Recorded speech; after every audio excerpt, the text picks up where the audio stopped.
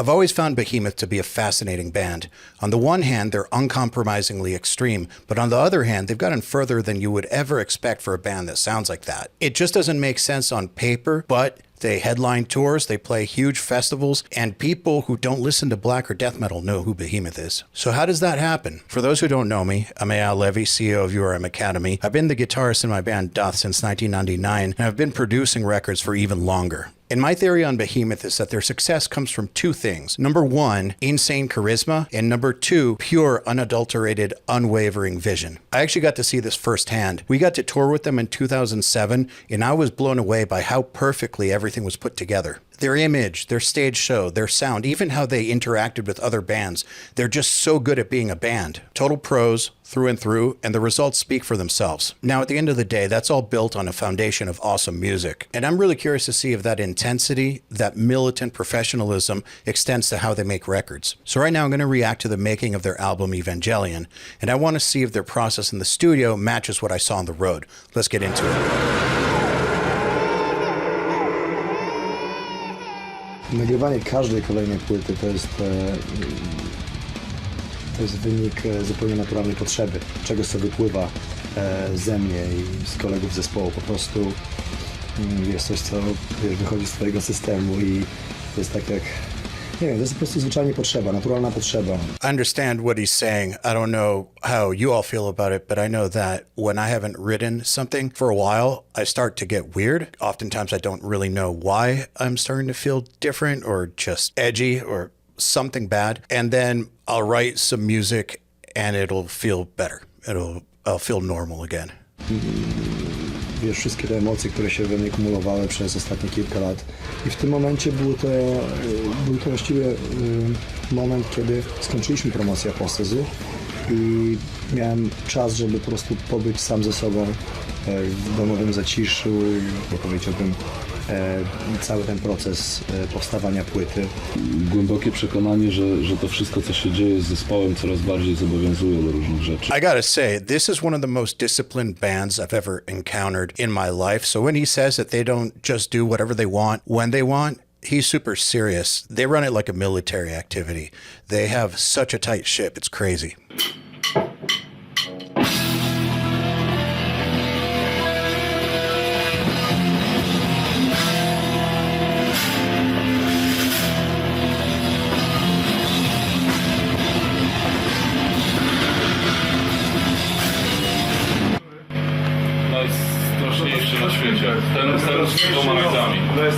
I like that what they're going for is scary and they're actually talking about it as opposed to, oh wow, that's the tightest riff, oh that's so heavy. Scary is what they're going for.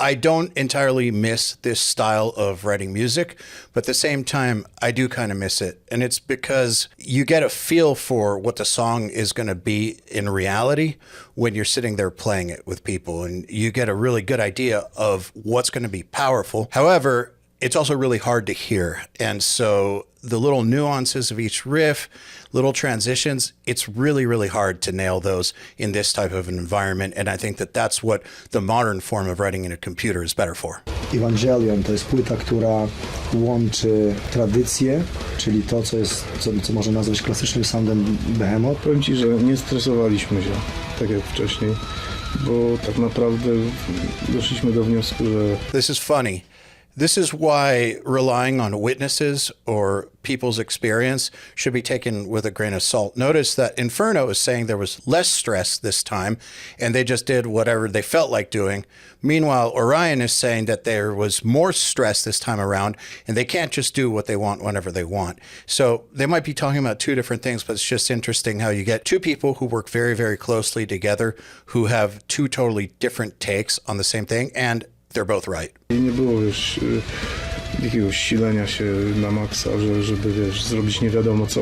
Tak realnie to nie staniemy się nagle kimś innym. That's a very wise and deep statement. I get asked a lot, how do you develop your own sound as a guitar player or as a writer or as a mixer.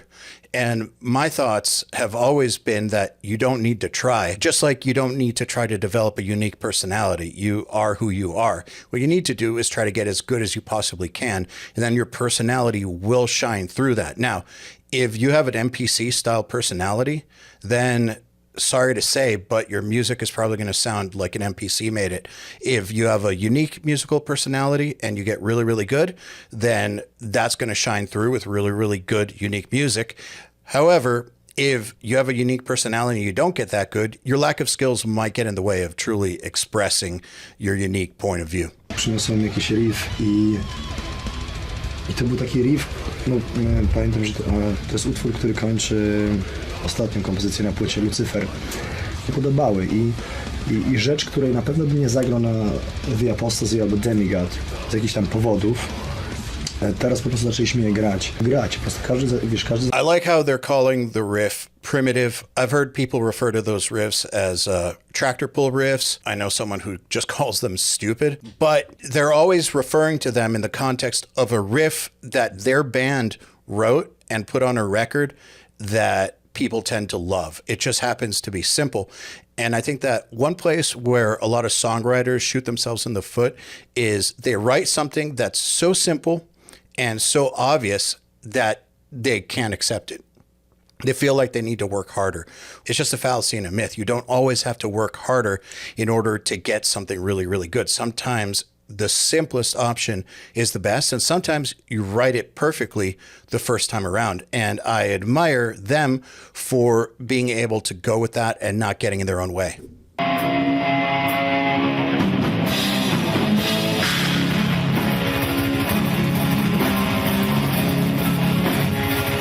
That's so evil sounding. Jak to ma zabrzmieć i tak dalej, to jest podniecające, to jest fajne. Tylko, że sama praca w studio nie jest jakaś super fajna. That's the thing about making metal records. There's just as much art as there is craft in it as there is grunt work. And just tracking guitars, for instance, for a metal record, especially if you're doing quads, is a shitload of grunt work, and it's not exactly fun. It's exhausting, your hands hurt, and you have to play tight as fucking shit. It's not a very fun process, but it is worth it. 2 miesiące chyba przed studiem w ogóle, wiesz, nie tykałem alkoholu. Probably smart when you're playing this style of drums. I think that extreme metal drumming is basically like an extreme sport. And if a drummer isn't at their best physically, they're just not going to perform as well. And so staying off the booze, good idea.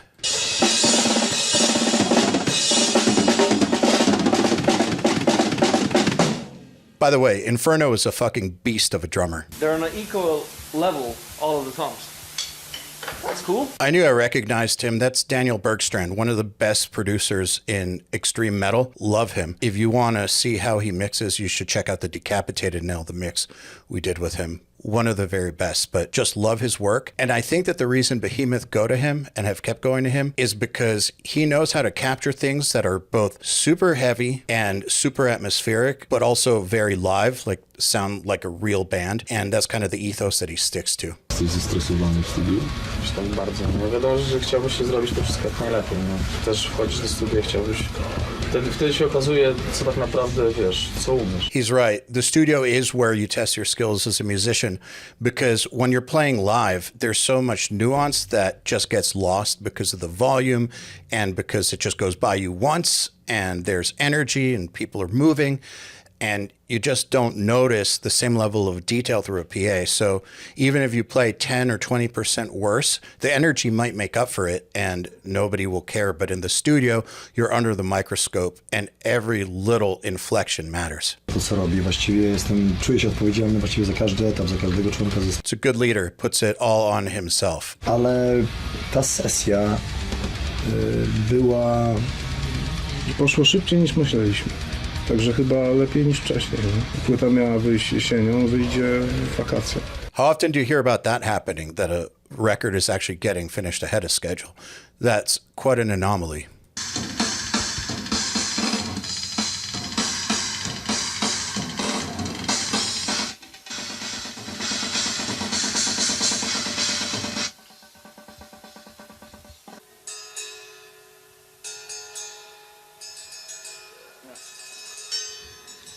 Okay, can you do a beat? A ride beat?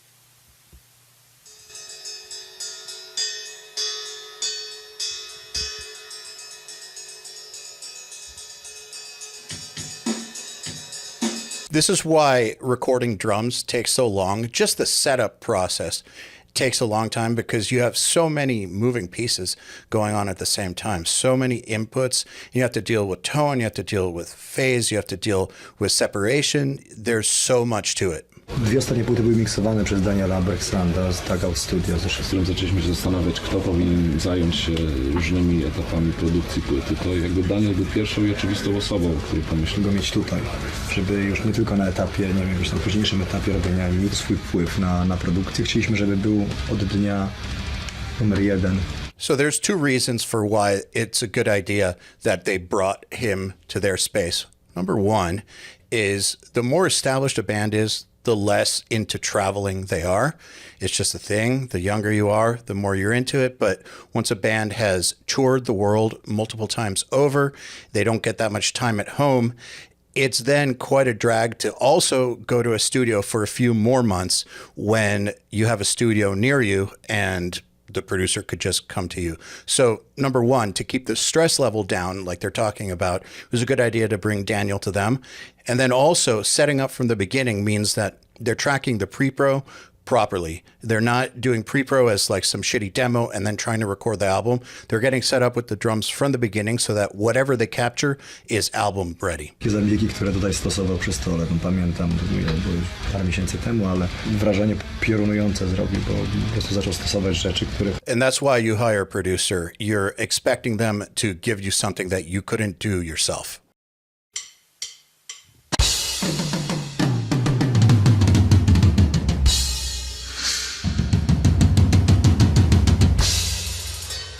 I want to point something out. Notice how good those toms already sound in the room. Notice how good those drums already sound. And I think that this is just camcorder audio taken from an upper corner in the room.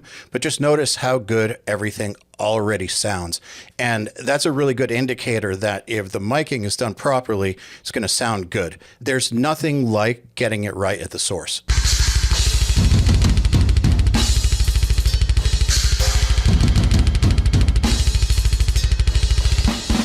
I take it back. I think that's board audio, but still, that's what the natural drums sound like. They sound great. I don't know if you've ever tried miking drums and realized that unless you know what you're doing, drums sound like shit.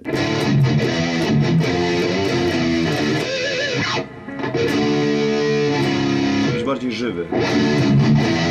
Nice. They've got the radial amp splitter right here. I've got one of those. It's a DI that also, you see all these all go to separate heads. It doesn't look like they're using it, or maybe they are, or maybe they're just going out the back. I think this is an Uberschall and some kind of diesel, but good stuff, really good stuff.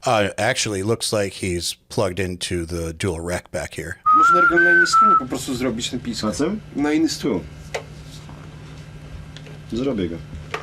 Gitar to była dla mnie najprzyjemniejsza część tej sesji chyba, bo z brakiem jakiejś pewności, niezdecydowaniem dzień wcześniej. Tymczasem mieliśmy tutaj właśnie Sławka i Wojtka Wisławskich, którzy tą odpowiedzialność producenta mogłem...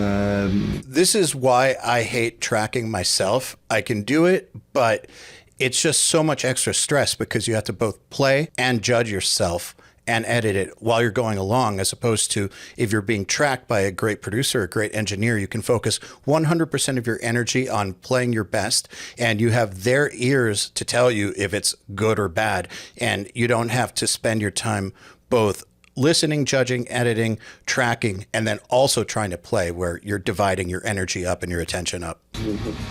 Chwila jest moment, wiesz... Był świetny krok tutaj, że tak powiem, w zatrudnieniu ich.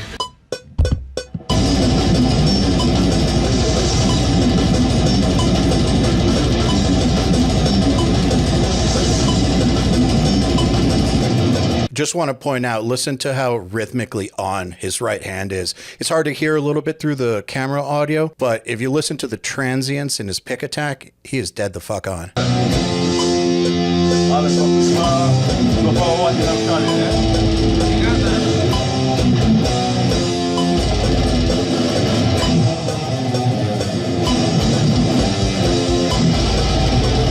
Notice how comfortable he was talking while playing at the same time and being relaxed about it. That's something that you get from actually playing in the room with your band members, that type of comfort. If you have just written the songs at the computer and then tracked the demo and then never worked on it again, you're not going to be this comfortable in the studio.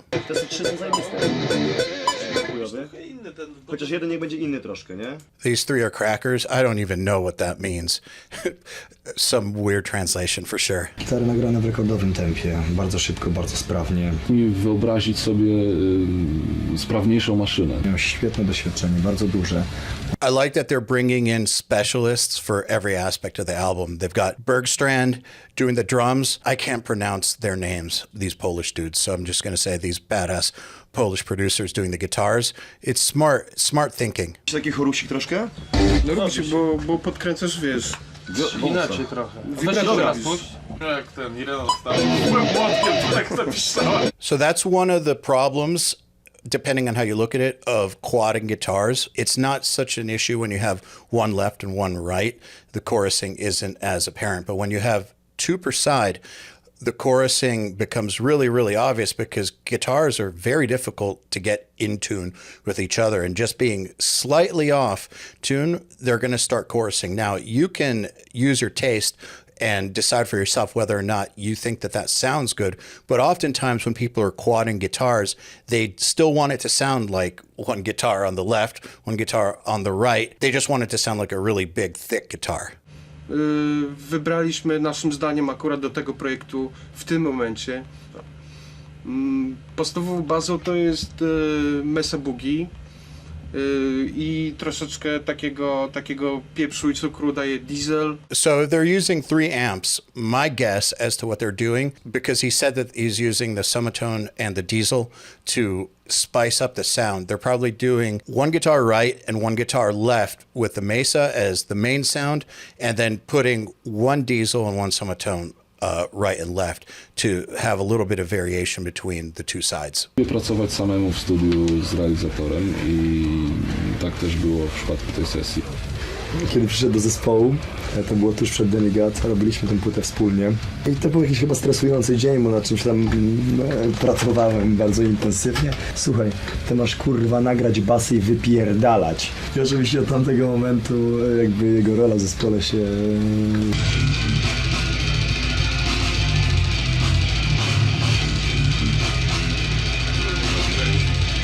So it looks like they're capturing 3 bass tracks. So they're probably doing a DI and 2 microphones, or a DI direct out from the amp head and then a microphone. Tracking bass with a good bass player for a record like this is so much fun because for the first time in the session, you're getting the real low end added to the mix. And then it's always so sad that you have to turn it down. But if you had the bass at the volume that it sounds awesome at when you're tracking, it's going to end up drowning out everything else in the mix. So you got to remember, volume that you have things at for tracking or demoing is not the volume you're going to want to have it in a mix. And so don't get used to hearing things that loud.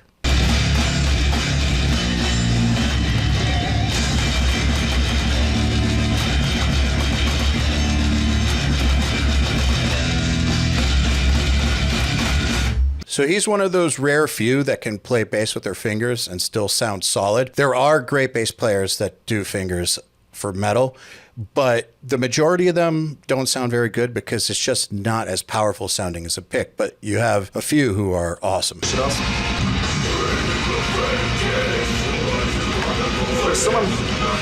Mam wąty do tego, nie wiem jak inaczej śpiewać. Grant me profane kiss. Najlepiej było grant me profane kiss, ale wtedy wejdę na następną linijkę. Tam się zje z tym wersem. Zje się z tamtym, włączę jeszcze. Czy to fajnie to rytmicznie chodzi? Zobacz. Fajnie to gra, tylko wiesz, może ten pomysł warto sprawdzić. Poczekaj. Nie, bo na pewno... Nie, spoko, nie? Tutaj źle wszedłem rytmicznie. Ostatni wers, tak? Tak. Ale co zrobimy? Nagrajmy to jeszcze raz. Już tak dobrze. W takim razie po prostu będę się trzymał tej koncepcji i... The perfectionism is real, but honestly, that's kind of how you gotta be. Z pewnością to jest najlepsza praca jaką wykonałem, jeśli chodzi o, że każdy, kto będzie słuchał tej płyty, You want to feel like that after you get done making an album. It would really suck if it was the other way around, where you said, I wasn't my best on this album. I was better on previous albums. You do not want that. You want this. You want it to feel like you did your best. mnóstwo emocji, mnóstwo serca. Nagrywam wokali, nie wiem, w przeciągu, nie wiem, tygodnia, czy nawet twór. Lubię mieć miesiąc, co drugi, trzeci strun głosowych, których utworów, poprawiać je. Nikt oczywiście nie jest So that's really smart, spending a whole month doing vocals as opposed to a few days or a week. One of the biggest problems with traditional metal recording is spending several weeks doing everything else and saving the vocals for the very end, and then spending 2 days on vocals to do the whole album. I've seen that happen so many times, and it's not good because you don't have good vocals, you don't have a good record. That's just how it is. Vocalists don't have infinite stamina. They need rest, and there's a period of time where they're at their peak, and past that, it's diminishing results. So, in my opinion, and clearly in his, it's good to spend as long as possible with the vocals. That means start as early as possible. So he spends a whole month on it, and that means that if he goes for 2 hours one day, hits the peak, and passes it, then he can take the next day off, come back, do stuff again, or move on. But he never burns himself out.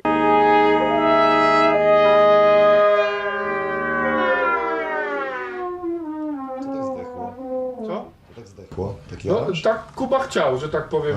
Coś tam sugerował, żeby tam zagrać. Dobra, Michał, tradycyjnie. Co ja tradycyjnie, beze mnie byś w dupie zginął. Mówiłem, żeby go wyjebać z kapeli. Ale wiesz, od dawna są takie plany. Nie tylko w naszym zespole. Kio tam, nie gadać, trąb. Even brass bands talk shit.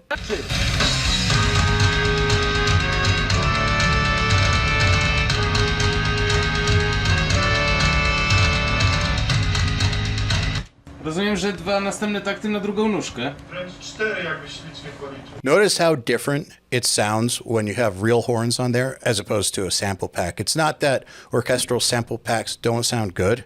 A lot of them sound phenomenal, but just notice how 3D it sounds to have the real horns in there. Tajemniczego domowego studia w domku pod lasem filmowali z samplami i częścią tych dodatków do płyty, które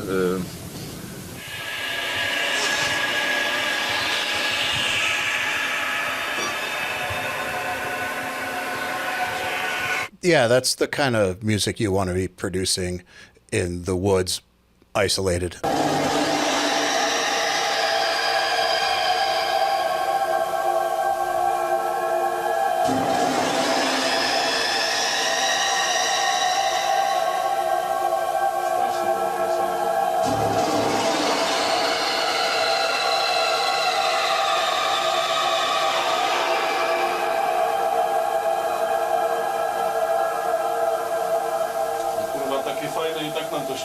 He is right about that. One of the most annoying parts of having a metal record mixed, even with a great mixer, is that when you do these really complex soundscapes or orchestral arrangements, whatever it is, oftentimes they're going to be a lot quieter than you'd like them to be. And that's just because they're fighting the guitars the whole time.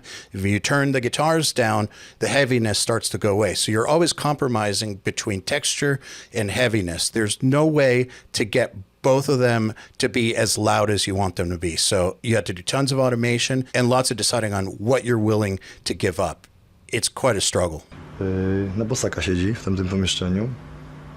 W ogóle na dupie siedzi, nie? Nie stoi, nie ten. No widać kawałek. Stroi teraz to dziwadło. Hell yeah, a real sitar. Najbardziej znany klasyczny indyjski instrument strunowy na świecie, rozpowszechniony przez George'a Harrisona z The Beatles. A teraz czas na Behemotha.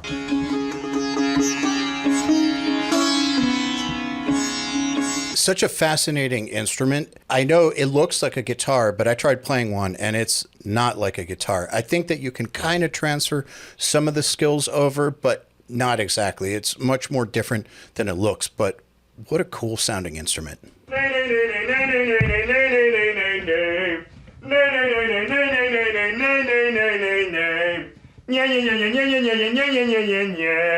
nie. Zdaję sobie sprawę, że brzmi to idiotycznie. Yeah, vocal warm-ups are just embarrassing sounding always, but if you don't do them, you're asking to hurt yourself and you're asking to not sound as good as you possibly could. W którymś momencie pojawia się coś takiego jak czajenia, które w niektórych momentach dobrze jest przekraczać w innych osobach i jakby też sam Malta się nowe osoby podczas pracy nad materiałem, dlatego że nagraliśmy raz o więcej coś dalej, to powinniśmy do tego dołożyć jeszcze kilka. That's one of the best reasons for why collaborating with new people is so good. It's because I don't know if you've ever noticed this, but sometimes when you sit down to write or sit down to play, you can't get outside of the feeling that you're just playing your old bullshit again, like your tendencies, your weaknesses, your cliches. You're just doing that thing that you always do and not taking it further. And sometimes you need to get somebody else's point of view, somebody else's ears on it to unlock that next level. And there's Colin Richardson, mixer for this album, one of the greatest ever. Love him.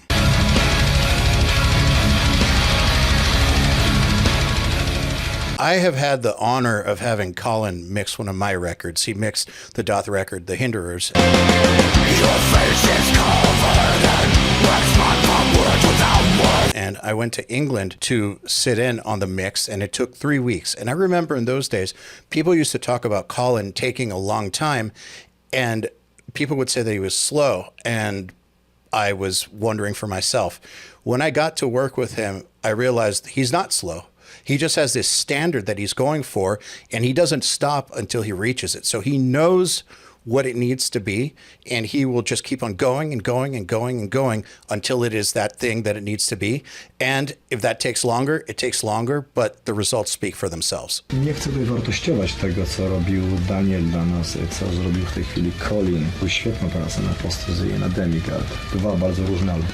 Trzecią płytę musimy nagrać. Lots of times you see that a band will work with the same producer multiple times. Nothing goes wrong, but they go on to a new mixer or a new producer. They were just saying that Daniel Bergstrand mixed everything up till there, and now they wanted something different.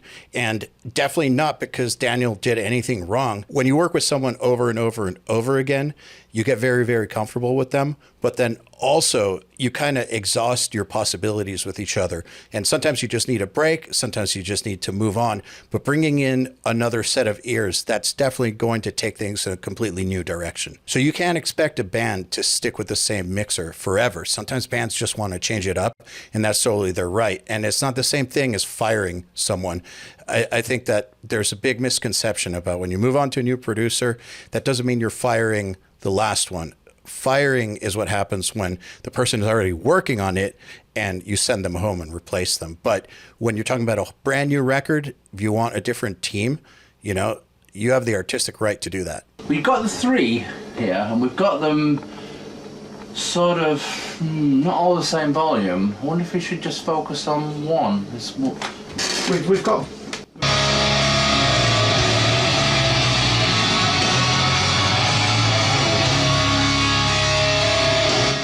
So Colin is very much an old school style mixer, producer, and he always has an engineer with him. And those engineers that he has are fucking insanely good. So you might know Carl Baun. He did a Bullet for My Valentine, Nail the Mix, did the latest Sleep Token record. One of the best engineers on the planet. He came up under Colin, and every producer, Chris Clancy now, who's in As I Lay Dying, he's working under Colin. These engineers that work under Colin are just God tier.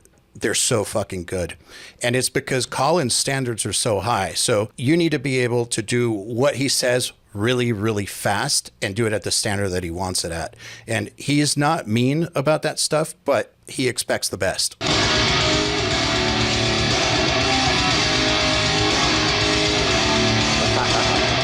Sounds so good.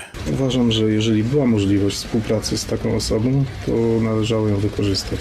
I know what they mean. If you get the chance to have someone like Colin mix your record, it's kind of like getting Rick Rubin or something to work on your stuff. I realize that some people might think that Rick Rubin is a much bigger deal, but for metal, Colin, especially at that time, was the top of the pyramid. And so getting the chance to work with him, you don't pass that up. Nie sądzę, żeby to była zła decyzja. Wręcz przeciwnie. Przez wiele lat było to dla nas niedostępne nazwisko, jeśli chodzi o... Exactly what he's saying. For many years, a collaboration with someone like Colin seemed out of reach for them. And I know that feeling. And I'm sure there's some producers now that you might want to work with that might seem out of reach, like a Will Putney or a Jens Bogren or a Buster Odeholm. So when you do finally get to work with them, it's great. Welcome to Miloko Studios. We're here with Colin Richardson. We're mixing our new album Evangelion, and it's been almost 2 weeks now, and we got only 3 songs. So that's what I was saying. Colin had a reputation for moving slow, but again, he's not slow. He's just meticulous.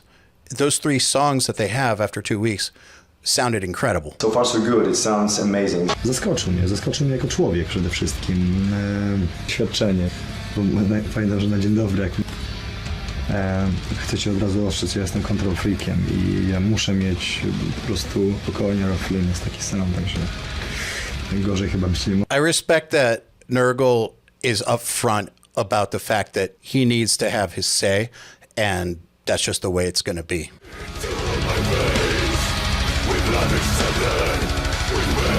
Okay, wow. So that's exactly what I expected, and then some. The level of focus is just insane. Remember how I said that on tour they were so dialed in and professional? Well, you see it right there in the studio. It's not an accident. That level of focus, you know, that singular vision where every single detail matters, well, that's why they are where they are. And that's the big takeaway here for anybody in a band or producing bands. A lot of people think that it's just about having sick riffs. Well, it's not. It's about having a complete vision and executing it with military precision in everything that you do. Behemoth understands that their live show, their image, their merch, and their records are all different expressions of the same core idea. They don't treat the studio as just some place to lay down tracks. They treat it as the place where the foundation of the entire empire is built. So to answer my own question, is their intensity reflected in the studio? Absolutely. That's the engine that drives the machine. So what did you guys think? What's your biggest takeaway? Let me know in the comments, and as always, like, share, subscribe, and see you next time.